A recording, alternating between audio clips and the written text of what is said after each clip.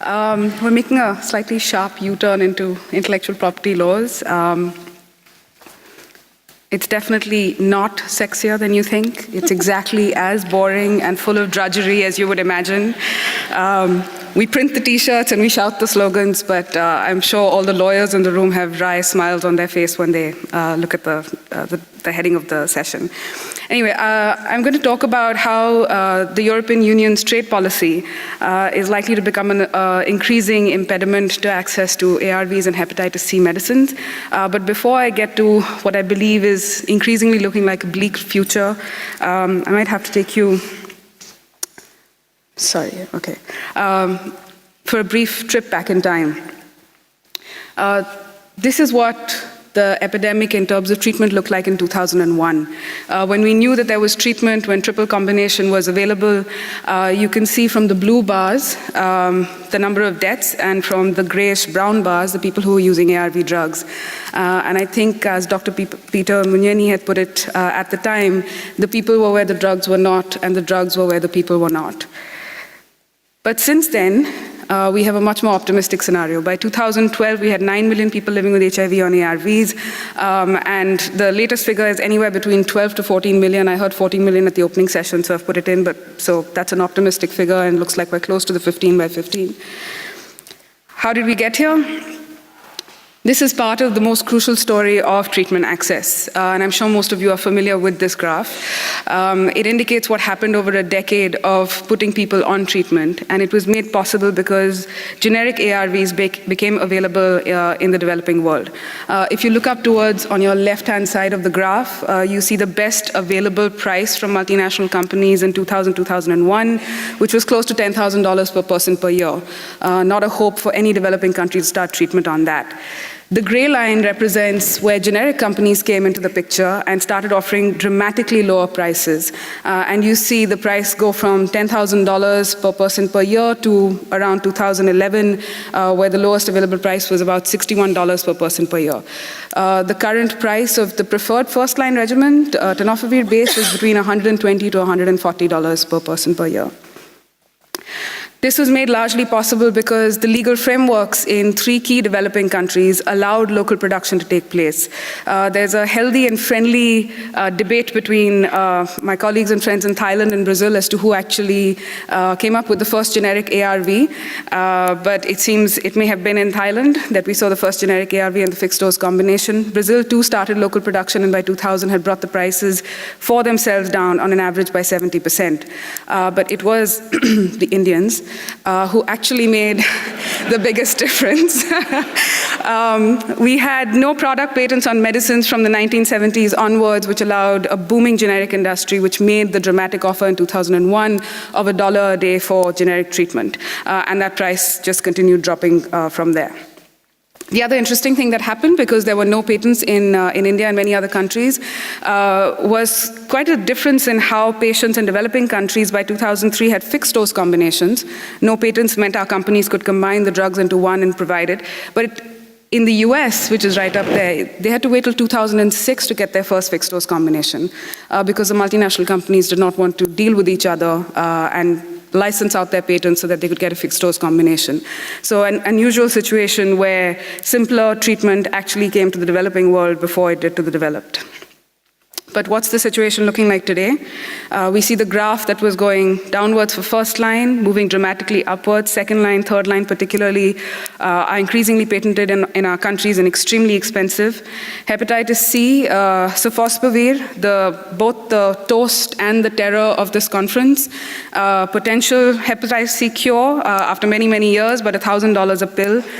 Gilead, the patent holder, has said that they might consider bringing it down to $2,500, and Egypt has a price of $800. This is still an extremely high price for just one drug, not including diagnostics, not including what you might have to do for side effects and other fees.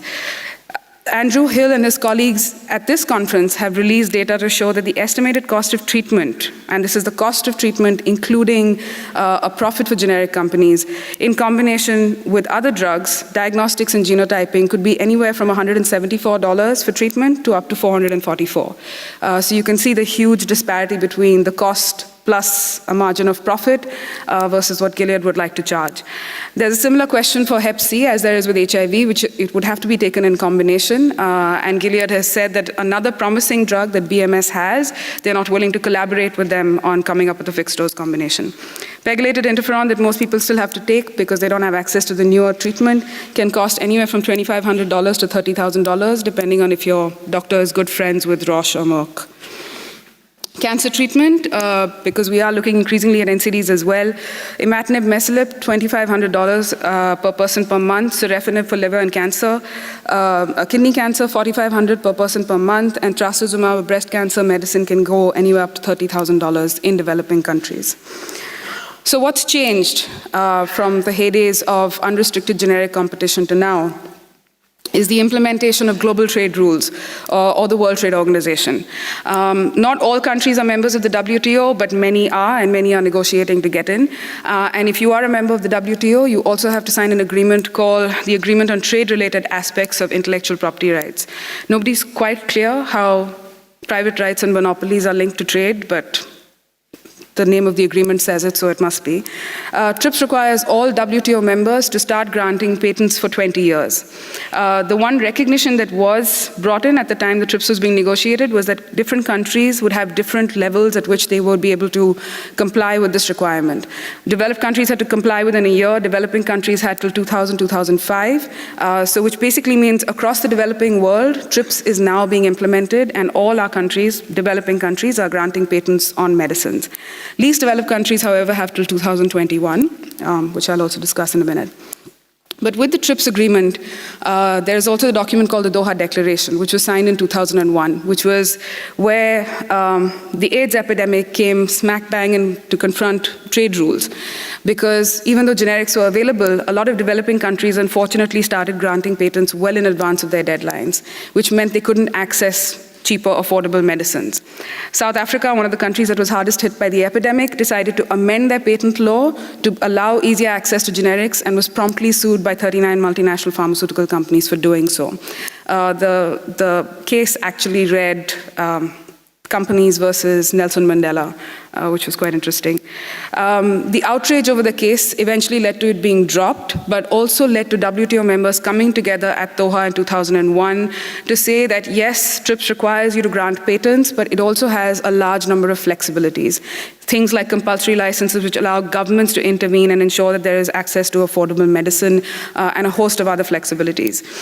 The declaration is binding on all WTO members, and one of the key phrases from this said that we affirm that the TRIPS agreement can and should be interpreted and implemented in a manner supportive of WTO members' right to protect public health and in particular to promote access to medicines for all.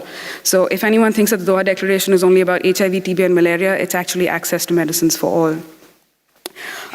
There's no time to go through this, but I could plug another session that's happening on the 24th where you could hear in more detail about the kind of TRIPS flexibilities that are being used. In 2001, most people would have spoken about compulsory licenses and parallel imports, but over 10 years, developing countries have actually evolved a great number of flexibilities to reduce the impact of patents and the monopolies that they lead to on access to medicines. So I'm not going to go through these in detail, but maybe give you two examples of how these flexibilities are being used by developing countries in their domestic laws. One is oppositions being filed in India by people living with HIV and other health groups to patent applications by multinational companies. These are not oppositions that say, oh, the drug's going to be expensive if you patent it. They're scientific, technical, and legal oppositions challenging whether the drugs that are being claimed are actually new and innovative. For instance, taking an existing drug, combining it with another one, as GSK did for Combivir, is just taking two existing drugs and putting it into one. Taking a tablet and putting it into a powder or into a syrup so that children can take it is something well known in the pharmaceutical sector. Should you be getting patents for that, yes or no? The Indian law says no. It's called evergreening, and it's a strategy used by multinational companies to have successive and overlapping patents to increase their monopoly on a drug. A lot of people think it's one patent, one drug. The European Competition Commission in one case found 1,300 patents and patent applications on one drug alone. So there is a systematic abuse of the patent system that's taking place, and the Indian law tries to remedy that. Very quickly, this just gives you a snapshot of the oppositions and the successes that the Indian groups have had. This doesn't count all the oppositions that are ongoing, but if you can read the small print, you will see that most of first-line and second-line drugs are off patent in India. There are, of course, appeals going on, and I'm sure they'll go up to the Supreme Court, but as of now, generic production for these drugs can take place. Third line is, of course, an entirely different matter. Compulsory licenses have been used in Thailand quite effectively. Thailand has one of the better universal healthcare systems, and they realized that one of the places where they were busting their budget was on patented drugs. So between 2006 and 2008, they issued compulsory licenses on drugs for heart disease, HIV, and cancer. And again, I can't go through this in detail because there's not enough time. I haven't even got to the main part of my presentation. But you can see just on top, just on efavirenz, they had a saving of $67 million over a span of 4 years and got nearly 18,000 more people on treatment within their old budget. So this was a question or an admonishment that came from Justice Kirby in his opening session. If these strategies are so effective, why are developing countries not amending their laws and using them more? And I fully agree that most of our governments are entirely responsible for not having done this, but I would also like to highlight the pressures that they face. And I would say that I think we had 10 years of political will, moral imperative, asking developing countries to take these steps. But as HIV has become unsexy, the support for developing countries taking these actions has dropped back. It's also given enough time for multinational companies to regroup with developed countries to create a lot of pressure on developing countries when they do use the flexibilities. So what are we seeing in our countries? We're seeing massive amounts of lobbying and pressure, training of judges by multinational companies and developed countries, litigation, litigation, litigation. Every case, every flexibility that is used is being sued right up to the highest courts with massive amounts of monetary and legal muscle. Something that I think many of us did not predict was that Indian generic companies are being bought out by multinational companies, so their willingness to actually be as bold as they were is now in question. Many of them are merging, they're taking voluntary licenses. One of the worrying things, in my opinion, is the mainstreaming of big pharma's idea of access programs through institutions, international institutions. The Medicines Patent Pool, for instance, promotes voluntary licenses, but increasingly they're excluding middle-income countries. Even for pediatric licenses, it's not non-negotiable that all countries should be covered, and I would have imagined that that was at just a humanitarian basis, something that would be non-negotiable.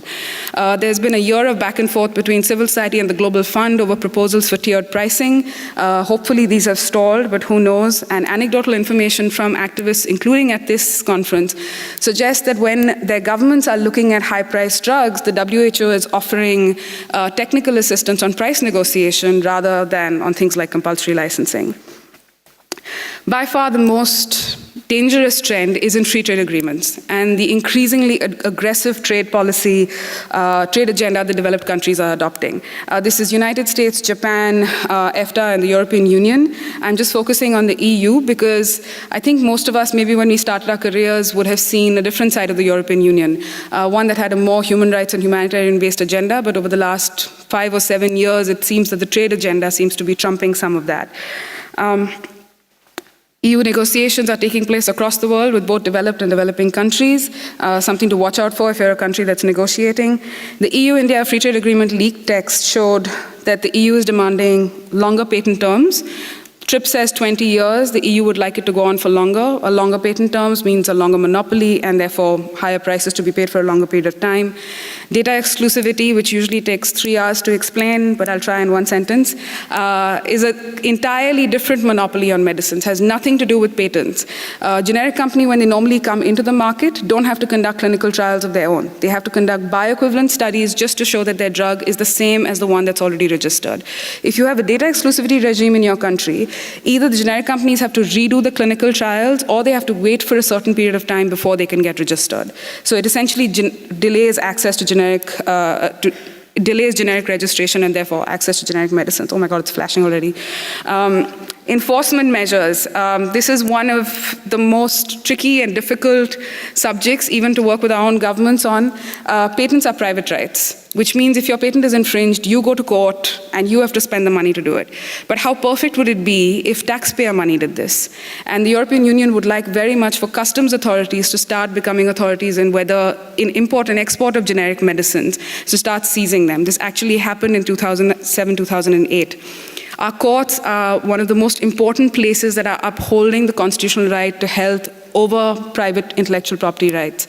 But many of these enforcement measures want to shift that balance in courts, make it easier to get injunctions for multinational companies, freeze assets of generic companies, seize medicines, go after the entire chain of supply and distribution, which would have a massive chilling effect on generic production.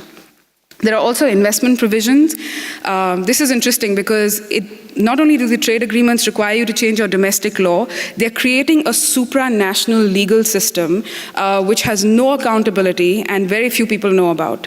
What does this involve? This involves, if you issue a compulsory license or if there is any infringement that a company is upset about, you go to your national courts and sue the government, right? But here you get to sue the developing country governments in private, secret, international arbitration. These are not arbitration courts that look at your constitutional laws or your rights or anything like that. They will look at the investor, the multinational company, their investment. Intellectual property is an investment. It's not money and company setup. Intellectual property is an investment. And whether there was an expectation of profits that has now been diminished. In Australia, you'd be familiar with this, with what's happening with the tobacco cases. The WHO has negotiated a convention to promote, to ensure that there's advertising on tobacco packets to show the dangers of tobacco. Uruguay introduced this. Australia is moving towards plain packaging. They're both being sued by Philip Morris under provisions like this, saying that our trademark, Philip Morris, you're restricting that and therefore restricting our investment, intellectual property, and you need to either change the policy or pay us damages for that. In Canada, the courts are using much stricter standards to grant patents, just the way it's happening in developing countries. 2 drugs of Eli Lilly, both related to mental illness, the patents were overturned. And so now Eli Lilly is suing the government of Canada for $500 million in private, secret, international arbitration. And this is for court decisions that have been made. So you can see how these free trade agreements sort of create this. Can I have 2 more minutes? 1.5. So very, very quickly. So there have been global protests on the EU-India Free Trade Agreement. The EU seems to have withdrawn from some of their demands, but by 2013, they're negotiating with Thailand, and the leaked text shows that not only do they have the exact same demands that they had of India, they have 2 extremely surprising and astonishing additional demands. One is to restrict parallel imports, unheard of in recent free trade agreements. What are parallel imports? So patent holding companies will introduce their medicines in different markets at different prices, okay? So if you have a good parallel import regime, it would mean that if the medicine got introduced in your market for $1,000, but in another market by the same company for $100, you can import it freely, okay? So that's a great way to get over high patented prices. This is the current Thai system. They can import from anywhere in the world. The EU wants them to move to a regional system, saying that you can't actually import from anywhere in the world, but if the same company puts the product somewhere in the region, and there is no real Asian or ASEAN region in that sense, not like the EU at least, you can import only from there. Or a national system, which means no parallel imports at all. They would also like mandatory public-private partnerships, mandatory negotiation with patent holders, mandatory encouragement of their schemes for access. And again, something that hits directly at the heart of what Thailand was trying to do with their compulsory licenses. I just had to put this in because the US is, of course, negotiating with Europe now. And this is what happens when the shoe is on the other foot. The EU president has recently said, yes, I want a balanced trade agreement with the US, but I will not sacrifice Europe's safety, health, social, and data protection standards or cultural diversity on the altar of free trade. Usually something that our governments are saying to the EU. In half a minute, literally, last 2 slides, I just want to highlight this because I think it's something that a lot of people just are not aware of. Least developed countries have the most flexibility within the trading system at the moment. It's recognized that they are the poorest countries in the world, and they had an extension up till 2013 to, I'm just going to skip this, to apply the TRIPS agreement, okay? But they also have a right under the agreement to ask for and get a further extension. They did apply for that in 2012, saying that our technological development has not been what was promised under the global system. We cannot apply TRIPS, we cannot grant copyrights and patents and trademarks because we simply cannot afford it. This was a right of theirs under the agreement.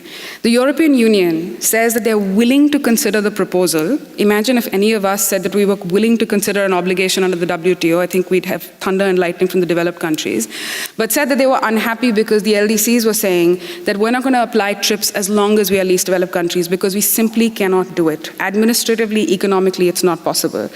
The EU then pushes them into informal closed-door consultations with developed countries and recommends that the extension should only be 7.5 years, and if the LDCs already have an IP system in place, they cannot roll it back.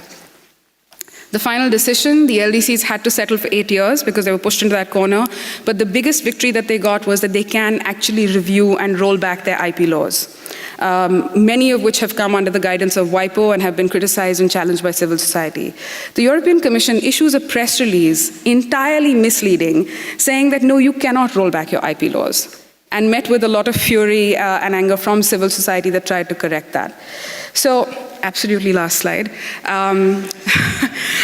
So just in conclusion, just to highlight that the EU has unfortunately joined the list of developed countries that is imposing these TRIPS Plus standards on developing countries. I think the EU nations have to seriously look at what the European Commission is pushing as part of their trade agenda, because for many of them, particularly if you talk to some of these governments one-on-one, they're either usually shocked or themselves cannot reconcile it with their humanitarian or human rights outlook. And finally, as a plug for the Global Commission on HIV and Law, which has asked for a moratorium on the TRIPS agreement and for the seizing of these TRIPS Plus provisions in free trade agreements, is something that we all need to work to promote and make sure becomes a reality. Thank you.